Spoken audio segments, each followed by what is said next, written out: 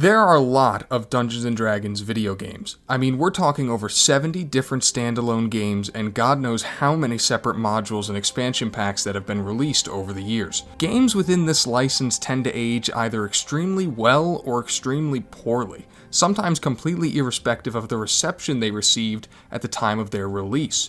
Personally, I think Pool of Radiance is a dreadfully boring experience. I understand why it was popular back in 1988, considering it was the first real D&D video game, and can even get why some people still proclaim it as a classic, but there is nothing all that entertaining to me about spending 2 hours just to kill a group of kobolds. It's not all that much of a surprise when you really think about it. The idea that any work of art is looked at as fondly in retrospect is foolish. People become far more willing to criticize and critique when something isn't in the limelight anymore. Sure, the occasional work will come around that takes the exact opposite trajectory, earning its recognition in hindsight, but that's a far rarer occurrence. Think about how many television shows, movies, books, or media in general you've consumed recently that have received rave reviews and near universal praise, that will almost certainly be looked at more critically a few years from now. It's natural, and it's probably a good thing. But when art isn't engaging enough to garner people's attention, to make them debate amongst themselves, a lot of times you just get left with whatever the original initial sentiment was, and the work gets largely forgotten to time. Temple of Elemental Evil might be that forgotten game in the history of licensed Dungeons & Dragons titles. Released in 2003 as the first game to feature an adaptation of Dungeons & Dragons' updated 3.5 edition rule set, Temple of Elemental Evil is also the only CRPG to feature a campaign set in the world of Greyhawk. Now, the technical reasons behind Temple of Elemental Evil's reception are pretty blatant, and I'll get more into that later, but I need to get something off my chest. So, for those that are unaware, not that you could really be blamed for it, the world of Greyhawk is pretty much the original Dungeons & Dragons setting.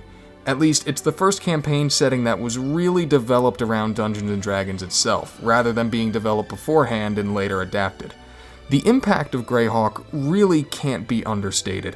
From the time of its first publications in the 70s until around the mid-80s, Greyhawk was the preeminent and pretty much sole D&D campaign setting.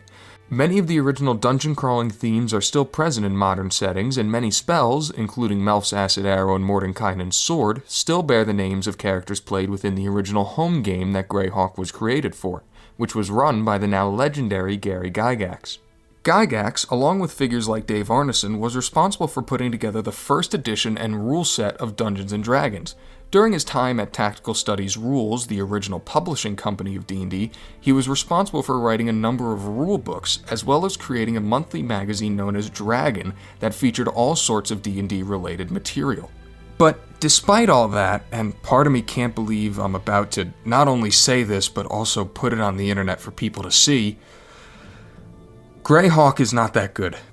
Before you click away, look, I have all the respect in the world for Gary Gygax and the game he created and cultivated, but he was a game designer, not a storyteller, and it really shows in his creative works. There's nothing all that engaging about this world. It might commit the cardinal sin of any fictional setting. It's boring. Compared to other settings like the Forgotten Realms, Ravenloft, or even something newer like the Critical Role-inspired Exandria, there's just nothing to Greyhawk.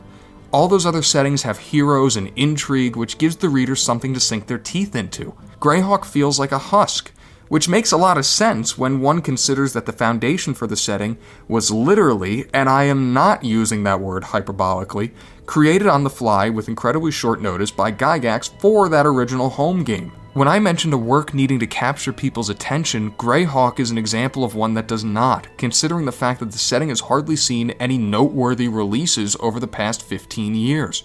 There just isn't any evidence of widespread interest in Greyhawk anymore. All it really has going for it is the Temple of Elemental Evil dungeon module, which is still regarded as one of the greatest campaigns of all time.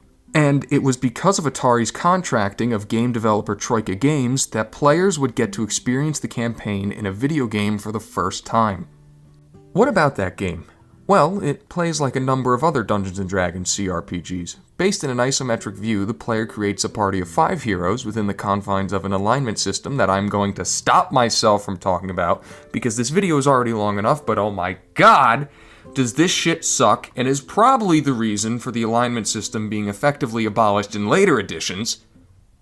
To to explore the world and, as you would expect, traverse into and eventually conquer the Temple of Elemental Evil. In contrast to most other D&D CRPGs, there is no real-time element to this game's combat, instead favoring a completely turn-based approach a la something like a Final Fantasy game. Its systems are very comparable to something like Shadowrun Returns, where characters have a certain amount of time per turn and must act within those boundaries. The game starts the player at level 1 and only goes to level 10, which is pretty low, especially when one considers that this is a standalone experience with no sequel or expansion pack to continue the story in. There are numerous situations for the player to roleplay as their characters, with NPCs and quest outcomes often determined by the makeup of the party and the skills of whoever is speaking. There are also a number of recruitable NPCs, most of which have their own personal quest, meaning that the player can create a party of 8 members, which is pretty neat when realizing that a lot of CRPGs rarely stray away from the tried and true number of 6. By all accounts, it hits on all the same notes as the other Dungeons & Dragons titles, so one might be asking themselves why it isn't regarded among its peers. And the answer to that question is incredibly simple. This game is an absolute mess. Bethesda could hardly hope of making a game this buggy. We're not talking about simple, mostly inconsequential issues here. One of the most infamous bugs was that monsters could spawn inside walls during random encounters, effectively forcing the player to reload since it would lock them in combat with monsters they couldn't actually kill. And even on systems that well surpassed the stated requirements, the game just didn't run that well. That's the issue I remember most from when I first played this game God knows how many years ago.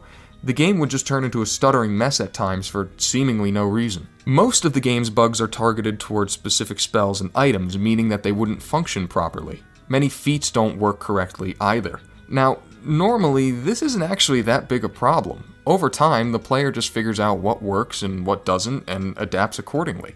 Hell, the original Infinity Engine games are littered with bugs in many of the same ways, but one of Temple of Elemental Evil's greatest strengths is also why these instances are a much bigger issue.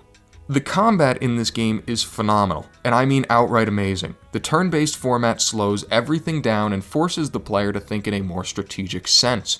You have to consider where characters are in the initiative order, and constantly think ahead as well as have an understanding of your enemies and their capabilities. You can't just run a character around in circles when the going gets rough. If you screw up or lose on a gamble, you're at the bare minimum going to make things much harder for yourself, and oftentimes have to reload entirely. It's very, very much like navigating through combat in a tabletop setting, which is exactly why these issues are a much bigger problem than in similar games. Imagine you sit down for a fun game of D&D. When it comes to your turn in the combat, you tell the DM that you would like to cast the Silence spell on a group of enemies. The DM says, "That's great, but the Silence spell doesn't actually work. It doesn't actually properly silence enemies." You'd be a bit confused, wouldn't you? When there are scarce artistic liberties taken in the adaptation of a game, then the necessity for the mechanics and actions to work exactly as the player might expect, as they would be told by a sourcebook or in-game description, is that much higher. And Elemental Evil's innate bugginess is a huge stain on its otherwise outstanding combat systems.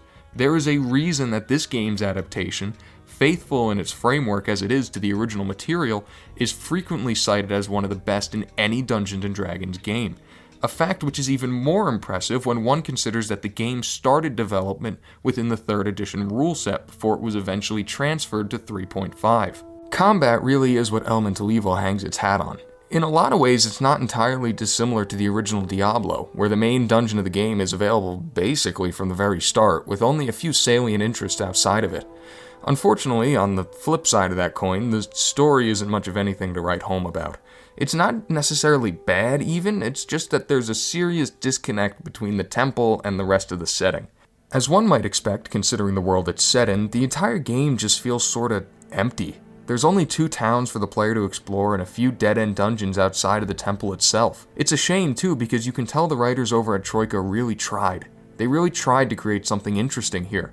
The game starts with different opening scenes that are completely dependent on the chosen alignment of the party. There is a surprising number of side quests, and the player has the opportunity to meet a cast of interesting characters. There's just not enough to work off of. You can spend eons reading descriptions and talking to NPCs to fill yourself in on the different figures and backstory, but honestly, what's the point? Such aspects don't actually have that much impact in the world of Greyhawk.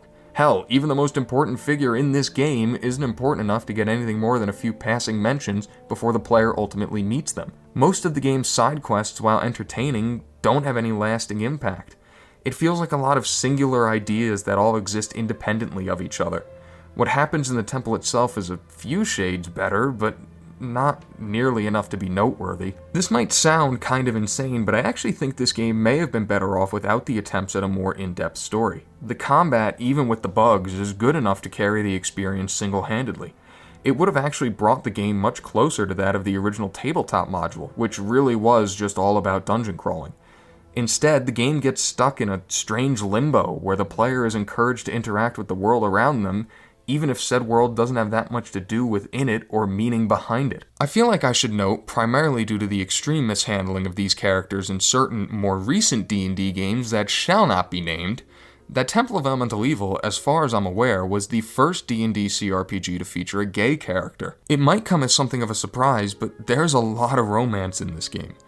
Well, there's a lot of people you can marry. I'd be hard-pressed to say that there's any actual romance present in a lot of these situations. When exploring the town of Nulb, the player can come across a pirate by the name of Bertram, who, if they complete his quest, which features no shortage of flirting with a male player character, can join the party. It created some completely unwarranted controversy back around the game's release, which I assume stemmed from the stupidity of particular consumers, but the questing character is done well. The developers even stated that they wanted it to be on par with the other straight romances, and it certainly is. Someone should have taken some notes. Normally, considering how much I've spoken about it, I would usually try to recreate some of the technical issues I've mentioned. But I literally can't. I own an original physical copy of this game that my father bought when it was first released. I have the 150-page spiral manual that came with this game, which, for whatever reason, includes a recipe for chocolate chip cookies in its appendix, and I could not, for the life of me, get it to boot from the disk. It just will not function, even after installing the official bug-fixing patches released by Troika back in the day. This is no doubt an issue concerning the compatibility of the game with newer operating systems. Unlike a lot of other classic D&D CRPGs, Temple of Elemental Evil has been left somewhat by the wayside in terms of official re-releases and updates. Even the good old games version only supports compatibility up to Windows 8. There's a very good chance that if you were to buy this game right now, that it will not run on your computer. And that is where this game has been given new life. Though I'm not entirely sure if it deserves it, considering its original state, Temple of Elemental Evil has a serious following in the modding community. The two most noteworthy mods are the Circle of 8 and Temple Plus. Circle of 8 restores a bounty of content that was cut from the original game, as well as fixing a huge, and I mean huge, amount of issues left unattended by the Troika patches. Temple Plus is less of a mod and more of what I would consider along the lines of a script extender or technical overhauler. While it does bring with it a fair bit of new content, including new feats and classes, the main draw to it is the way that it brings widescreen resolution support and upgrades the game's usable drivers to DirectX 11. For those of you that have absolutely no idea about what I just said, just know that it makes the game more compatible with newer systems. The impact that these mods have has reached a point that I believe it has become sincerely difficult to try and judge the game without them. I mean, you can find a lot of great modding work for any number of games. Hell, some people even use games as an engine to create their own works within. But I'm not so sure there are any other mods that really match the importance of Circle of 8 and Temple Plus. Very few mods can sincerely, unabashedly stake the claim that they make a game playable. Temple Plus really unlocks a lot of the game's capabilities. You can adjust the state of the game however you see fit, such as setting health level ups to max, slowing down level progression, and toggling whatever pieces of new content the player likes. The coolest part about it to me might be the ability to change the configuration of parties. In the original, the player was limited to 5 characters of their creation and 3 NPCs. With Temple Plus, the player can shift that number around, allowing them to create 8 characters of their own if they so choose. It can also help to make the game a bit more accessible to Dungeons & Dragons newcomers, specifically in the way that it can ease some of the restrictions that were still pretty prevalent in 3.5 that have since become less and less so in something like 5th edition. Personally, I'm a real gamer, so I actually enforce stricter rules on myself, but it's okay if you don't want to. Not everyone's built like I am. As for Circle of 8, I mean, I almost don't know what to say. If it were just the bug fixes and nothing else, it would be a godsend. but Circle of Eight succeeds in tackling and dealing with nearly every issue that plagued this game in one way or another. I mean, if you go and read the changelogs of the mod, you're going to be stunned. Simultaneously, because it's going to shock you as to just how much was wrong with this game, even after the Troika patches, and how much work was put into correcting it. I mean, we're talking about a developer level of work and effort put into this. This mod was first released in 2003, shortly after the game itself, and over the course of a decade, received 10 large-scale patches and an additional 36 revisions within those patches. Upon its initial release, Circle of Eight was largely just about fixing bugs and issues. However, starting with version 6.0, they also started patching in significant new content to the game. To say there is a large amount of content would be an understatement of monumental proportions. We're talking about what is likely a game's worth of content that has been added, much of which takes place after the completion of the base game. Yeah, remember when I said that this game was a bit on the shorter side? Not anymore. Circle of Eight adds an entire new town as well as multiple new areas that takes the player from level 11 to 20. There are almost as many quests in this new content as there are in the base game. Everything here is just as good as what is found in the base game, and each of the writers deserve an endless amount of praise for the work they did. Some of this stuff could very likely exist on its own, in a completely different universe, and they chose to put it in this game to allow us all the chance to enjoy it. The work on display here is so fine-tuned, so well done, that it is difficult to discern what content comes from the base game and what comes from the mod. I know what comes from where, and I still have trouble with it. The mixture of completely new content and restored, originally trashed material is seamless. When I originally wrote this script, I planned to talk more about these additions, but I don't feel comfortable doing so considering how much of it would be spoilers, and I want everyone to have the same chance to experience this stuff as I did. What I will talk about is how the mod adds an assortment of new weapons and spells. You have to remember, given the original game only had a level cap of 10, spellbooks only went up to level 5. Everything from level 6 through 9 is completely new, and god, it is fun. This combat system only works better at higher levels, where the player and enemies both have more tools at their disposal.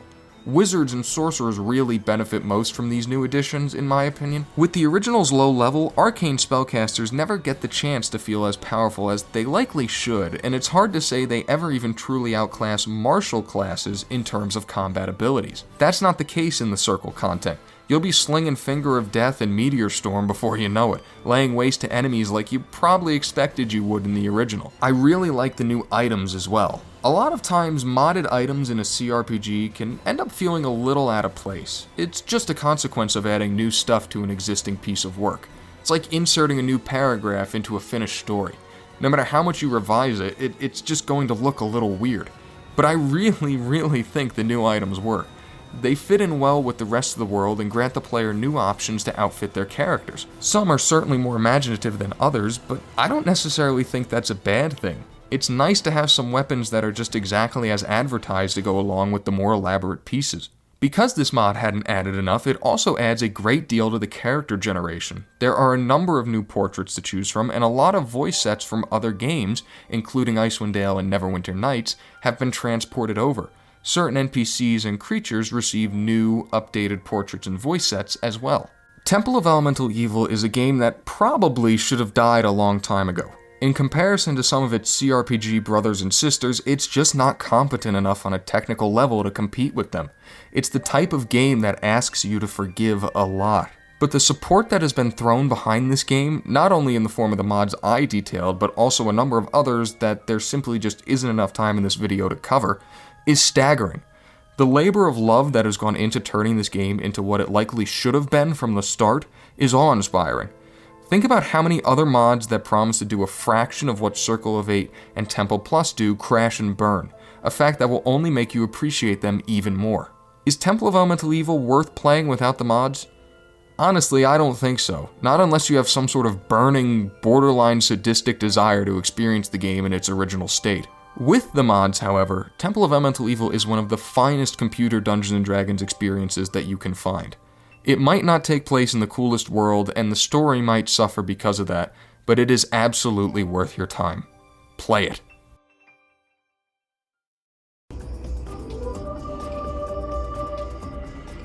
Yeah,